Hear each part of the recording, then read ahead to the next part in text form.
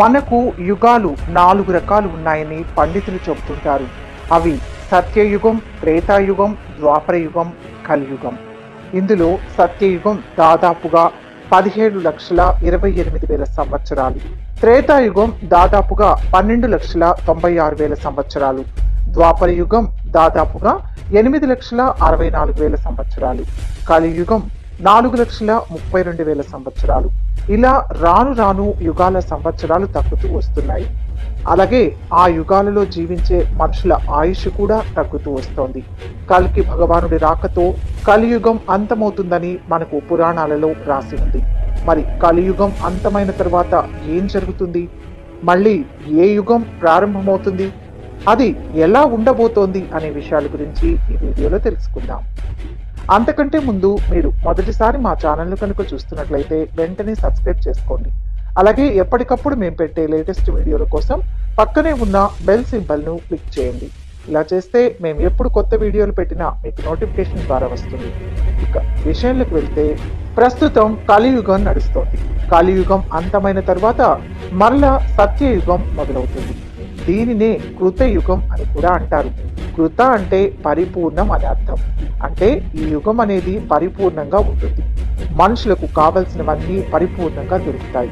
ఈ సత్యయుగం గురించి బ్రహ్మ మార్కండేయ పురాణంలో చెప్పారు. దేనికి లోటనేదే ఉండదు.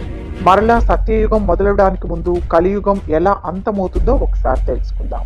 కలియుగంలో అన్ని అనర్థాలే జరుగుతుంటాయి. ప్రజలు పాపాలు చేస్తుంటారు. ఒకరినొకరు పట్టించుకోరు. వారి అధర్మానికే ప్రాధాన్యతనిస్తారు. మనుషుల్లో స్వార్థం పెరిగిపోతుంది. భార్యాభర్తల మధ్య సంబంధాలు చెడిపోతాయి.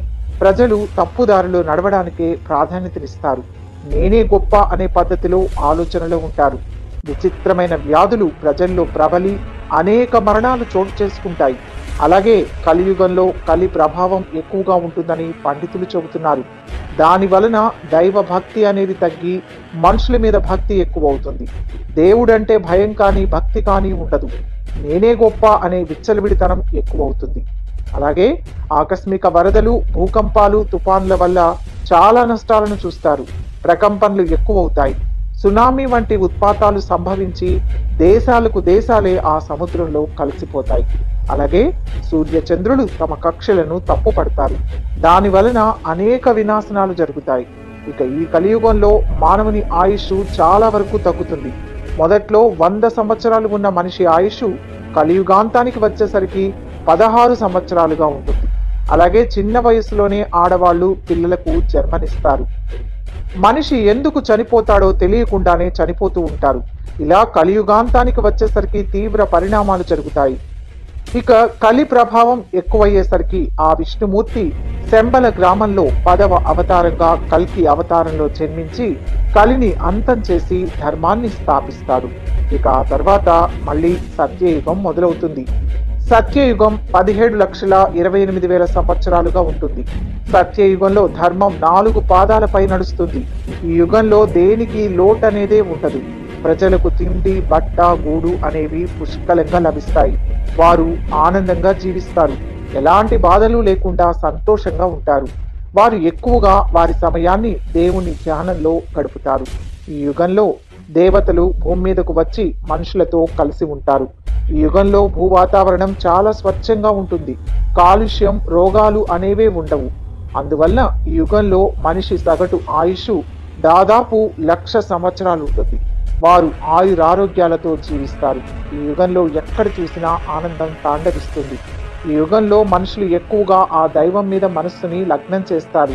ఈ యుగంలో ధ్యానం, దైవం, మోక్షం వంటి వాటి గురించి మాత్రమే ఆలోచన ఉంటుంది.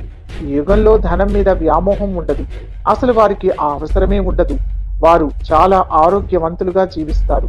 వారి ఎత్తు దాదాపుగా 12 అంగుళాల వరకు ఉంటుంది.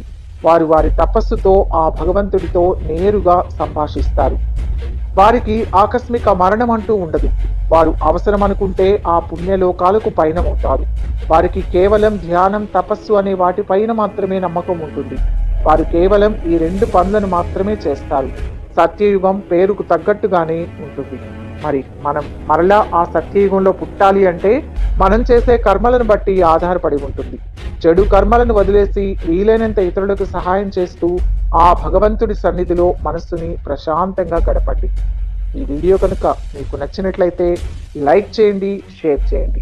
మరిన్ని ఆధ్యాత్మిక విషయాల కోసం మా ఛానల్ను సబ్స్క్రైబ్ చేసుకోండి.